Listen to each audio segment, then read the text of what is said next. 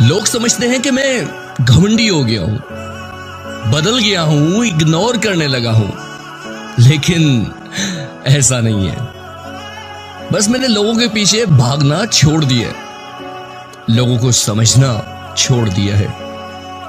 अगर कोई बात करे तो ठीक, और ना करे तो भी आई एम ओके।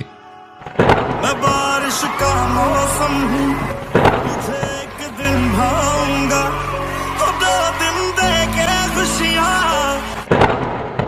हशर तक ले